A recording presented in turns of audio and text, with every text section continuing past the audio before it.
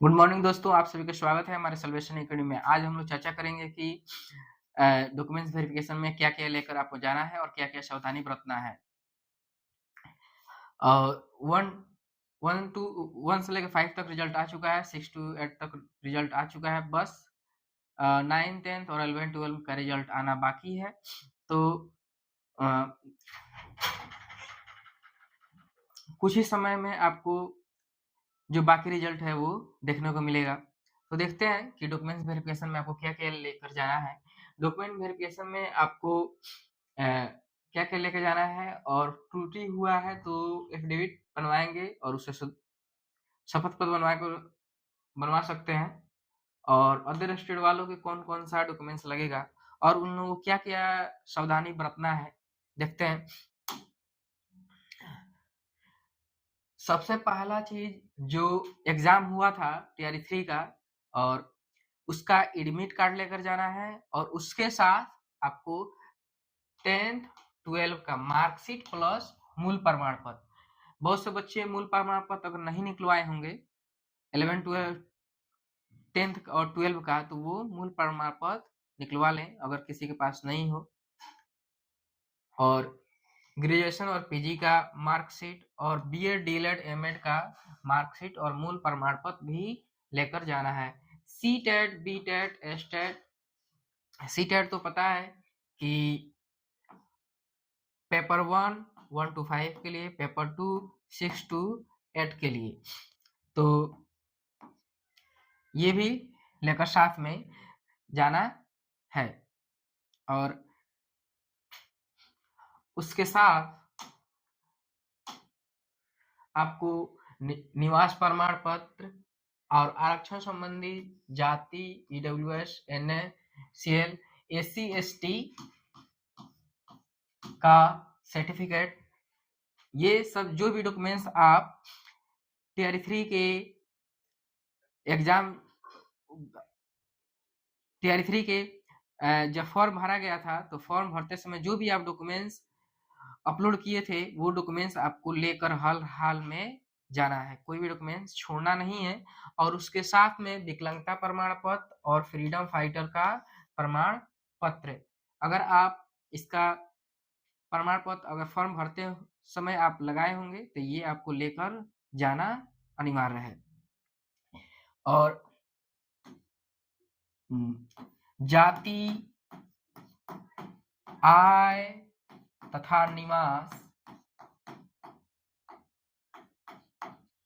निवास 25/2/2024 से पहले होना चाहिए, क्योंकि ये नोटिफिकेशन 25/2/2024 तक ही आया था, क्योंकि ये जो एग्जाम फरवरी में ही आपको फॉर्म भरा गया था, मार्च में एग्जाम हो गया था, लेकिन ये एग्जाम लीक होने के कारणवश ये एग्जाम लेट से हुआ, तो उससे पहले ही आपको चाहिए। ऐसा ना हो कि आप पहले वाला फॉर्म भरते समय डाल दिए हों और बाद में आप नया बनवाकर आप सोचते होंगे कि ये लगेगा, तो नहीं, ऐसा नहीं है। आपको जो 1 साल पुराना बनवाए हैं वही लगेगा। किसी को लग रहा होगा कि निवास नया बनवाकर फिर उसको डाला जाए, नहीं, जो आप डाले हैं वही। और जाति, आय तो आपको पता है कि आय 1 साल तक ही मान्य रहता है, लेकिन जाति और निवास आपको ऐसा नहीं है, 1 साल 2 साल 10 साल जो भी पुराना आपको हो लेकर जा सकते हैं। लेकिन आपको पता है कि आय 1 साल तक ही वैलिड रहता है। और इसमें महिलाओं के लिए है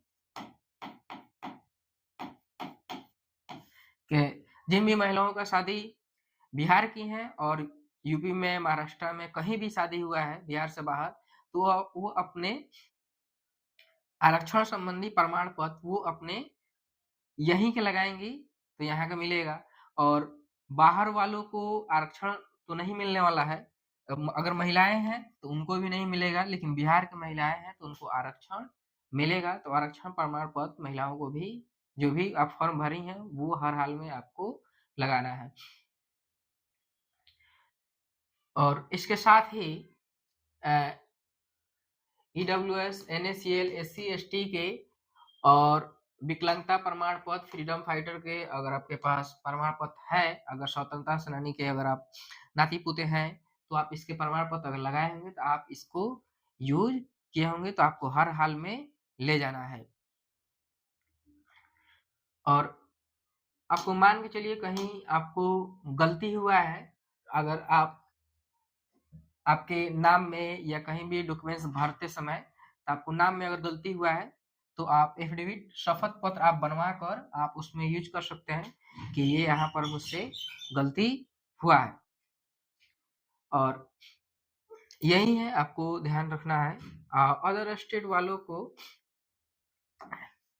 कोई भी 90 नंबर से अगर सीटेट में कम है, अगर सपोज दैट ये अगर ये परीक्षा आप अगर पास कर गए हैं, तब भी आपको इसमें आपको डॉक्यूमेंट्स वेरिफिकेशन में छांट दिया जाएगा। 90 नंबर से कम है तो आपको छांट दिया जाएगा, वो भी आप महिलाएं हैं तब भी आपको छांट दिया जाएगा।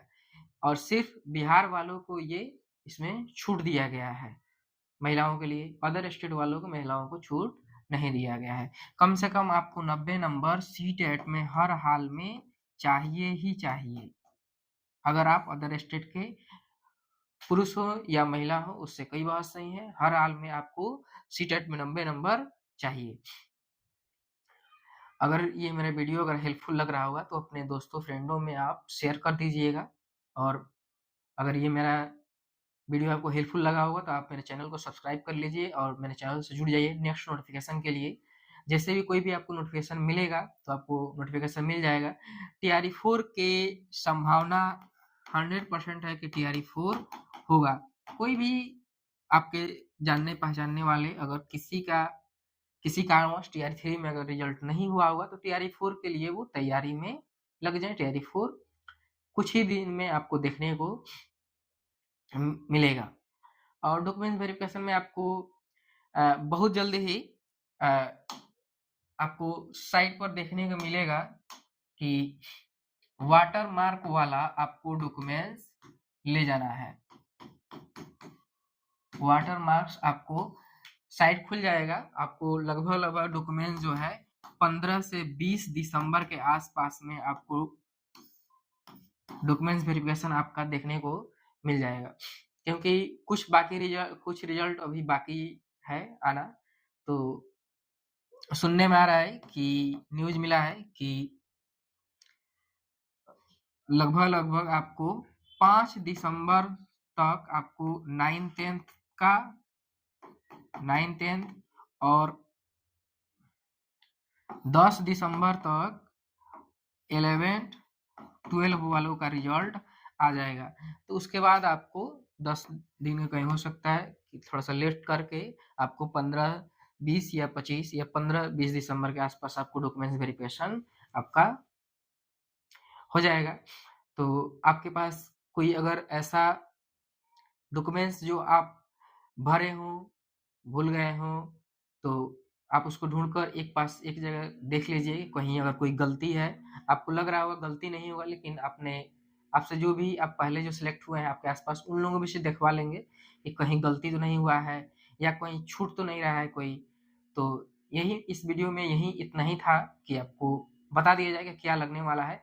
हाँ, अगर किसी साथी का गलती हुआ हो डॉक्यूमेंट्स वेरिफिकेशन में तो बाय मिस्टेक हो कहीं भी नाम में या आवास में, जाति में, निवास में कहीं भी गलती हो तो एफिडेविट बनवा लेंगे, शपथ पत्र बनवा लेंगे और उससे आपका काम चल जाएगा। उससे डरने की जरूरत नहीं है कि कहीं गलती है। बस यही ध्यान रखना है और मिलेंगे फिर एक न्यू वीडियो में। अगर मेरा वीडियो अगर हेल्पफुल लग रहा हो तो आप मेरे चैनल को सब्सक्राइब कर लीजिए और जुड़ जाइए। Thank you.